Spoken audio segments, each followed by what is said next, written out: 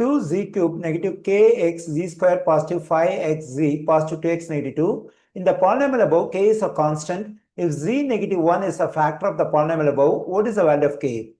Now, we can equate this factor to 0 and solve for z. Okay, let me do it. That is z negative 1 is equal to 0. Let me add 1 to both sides of this equation. Negative 1 positive 1 will cancel out. I am getting z equals to 1.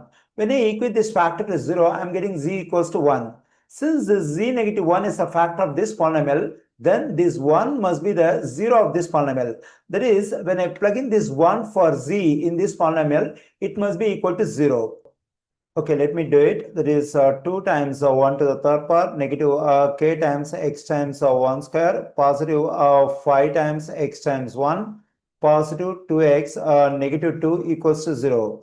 Okay, the value of 1 cube is 1, 1 times 2 is 2, negative, the value of 1 square is 1, 1 times kx is kx, and here 5x times 1 is 5x, that is positive 5x, positive 2x, negative 2 equals to 0. Here this positive 2, negative 2 will cancel out, and we can combine this 5x and 2x. I am getting 7x. Then we can write this negative kx as it is equals to 0.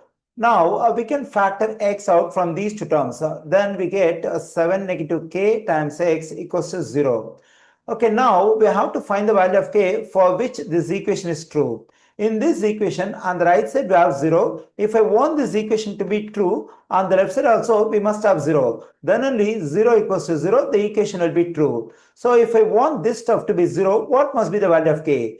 Then k must be 7. Then 7 negative 7 will become 0. 0 times x is 0. Then we'll be getting 0 equals to 0. Then this equation will be true. So this equation will be true when k equals to 7. Here I got the value of k, that is 7.